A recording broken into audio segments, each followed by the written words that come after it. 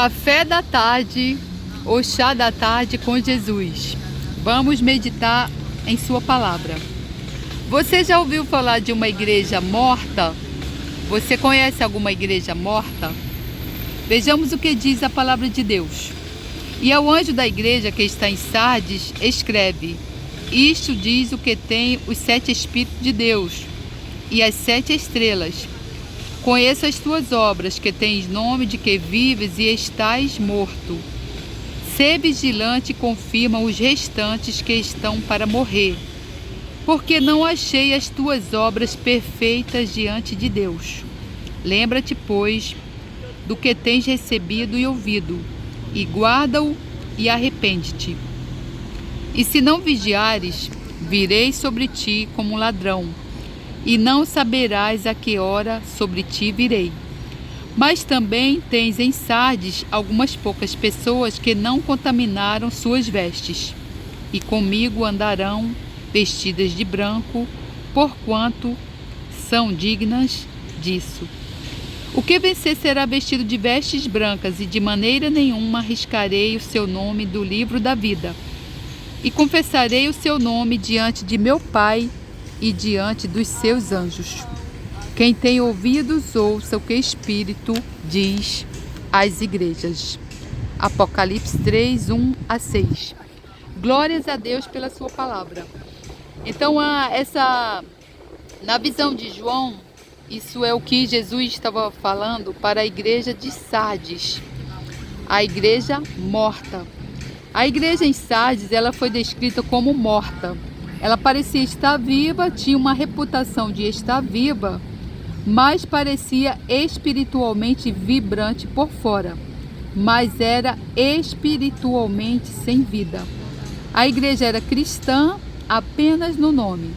Isso lembra a repreensão mordaz de Cristo aos fariseus, que parecem belos por fora, mas por dentro estão cheios de ossos de mortos e de tudo o que é imundo, como diz em Mateus 23, 27, onde Jesus chamou os fariseus de sepulcros caiados.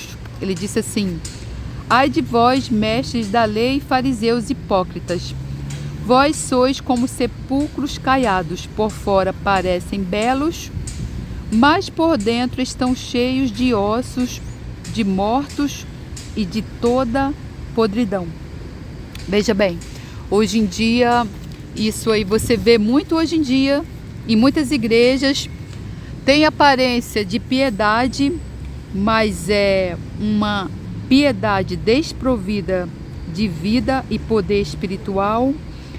Tem aparência de religioso, mas nega o próprio poder de Deus, tanto na sua vida como na vida ali da congregação. É uma congregação onde você ali não vê nem o fruto do Espírito Santo agir ali, nem a unção do óleo do Espírito Santo. A igreja opera na força do seu próprio braço, né? A Bíblia diz que maldito o homem que confia no homem e faz da carne o seu braço. E então ali são obras mortas ali realizadas e não passam de trapos de imundícia.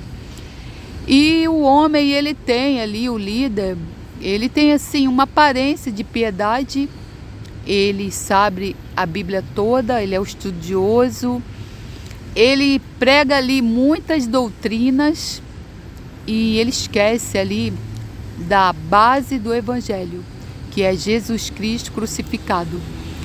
E ele ali não apresenta nenhum dos frutos. Ali não tem conversão, ali não tem arrependimento verdadeiro, ali não tem almas ganhas para o reino. Ali o evangelho ele é pregado, vamos dizer assim, da boca para fora.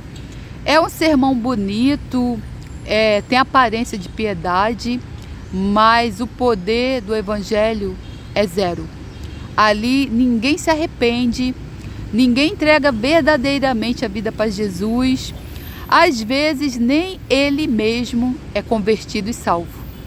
Muitas vezes esses homens, eles pregam a palavra pensando em enriquecer, pensando até mesmo em carregar ali a sacola com as moedas, igual o Judas fazia, né? Judas, a gente não pode esquecer que ele era um discípulo, ele era um apóstolo, ele seguia Jesus, mas o interesse verdadeiro dele era o quê? Carregar a sacola com o dinheiro. Ele era ladrão, ele roubava do ministério ali que Jesus, o ministério de Jesus era um ministério ambulante, né, de cidade em cidade, e eles precisavam de comer, né? E ali Judas carregava aquela sacola. Então assim, hoje em dia, você vê muito isso. Paulo disse em 2 Timóteo que pareciam bastante religiosos, essas pessoas, mas eles negam o poder de Deus em suas vidas. Paulo descreveu tais cristãos dizendo que eles pareciam bastante religiosos, ou seja, eles realmente têm aparência de religioso. Você vai escutar a pregação e você vai dizer: nossa, esse homem é de Deus, esse homem é de Deus. Mas verdadeiramente tudo que ele faz ali é na força do próprio braço. Ele usa muitas doutrinas, ele inclui coisas na palavra de Deus. Ele não respeita a autossuficiência das escrituras. Ele acrescenta coisas, ele tira coisas. Ele prega muitas doutrinas, muitas heresias. A palavra de Deus, ela é autossuficiente, nós não podemos tirar nada, muito menos acrescentar nada.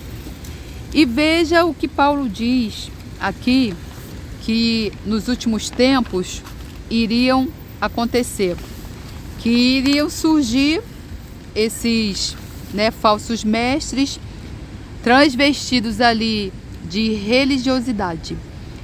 E qual é o caminho, irmão, para que essa igreja morta receba a unção do Espírito Santo de Deus, receba a arca do Senhor ali e seja renovado, seja vivificado, e que tragam almas para o reino, que traga ali arrependimentos dos pecados, que verdadeiramente ganhe almas para o Senhor Jesus. Arrependimento é se arrepender, né? E buscar o Espírito Santo de Deus ali e pedir perdão a Deus desse pecado de operar na força do seu próprio braço e buscar o senhorio do Espírito Santo, buscar se submeter ao Espírito Santo. Veja o que diz em Apocalipse 3, 4 a 6. No entanto, você tem aí em Sardes uns poucos que não contaminaram as suas vestes. Eles andarão comigo, vestidos de branco, pois são dignos. Aquele que vencer será igualmente vestido de branco. Jamais apagarei o nome dele do livro da vida, mas confessarei o seu nome diante do meu Pai e dos seus anjos. Quem tem ouvidos, ouça o que o Espírito diz às igrejas. Então veja que aqui dentro dessa congregação, dessas igrejas mortas, existem algumas pessoas que ainda não se contaminaram. Então, irmão, se você está numa igreja, é uma igreja morta, e você vê ali que aquela congregação não gera frutos ali, você não vê almas sendo convertidas. Veja que aqueles grandes homens de Deus, o David Wilkerson, eu escuto muitas coisas dele. Ele pregava numa tenda, onde ele chegava assim, no meio de uma praça. De repente, essas pessoas que estavam aqui assim paradas, começavam a escutar o evangelho. De repente era 4, 5, 10, 20, 30, 40 pessoas sendo entregando a vida para Jesus, recebendo o evangelho, sendo salvas. Aí, irmão, você precisa se perguntar: essa igreja, essa congregação que eu estou, dá frutos? Porque se você não vê ali, irmão, conversão de nenhum tipo, você não vê pessoas ali sendo entregando a vida para Jesus e verdadeiramente se arrependendo, essa árvore ela está seca. Ela está como aqueles ossos secos ali que Isaías profetizou. E o que Jesus faz com uma árvore que não dá mais frutos? Ele amaldiçoa e até mesmo ele manda queimar. Então, muitas vezes a igreja está debaixo de uma maldição, tudo seca. Ela não prospera financeiramente, está com problema de caixa, não entra mais dízimo. Ninguém para ali. Uma pessoa entra, mas sai. A igreja está vazia. Tem sim, a igreja é grande, tem 50 bancos, tem 20 bancos. Você não vê ali ninguém, nenhuma alma se convertendo. Nenhuma pessoa, nenhum fruto ali permanecendo. Então, irmão, é como a palavra fala, pelos frutos nós conhecemos a árvore. Se você está numa igreja dessa morta, irmão, sai dessa igreja, irmão, em nome do Senhor Jesus.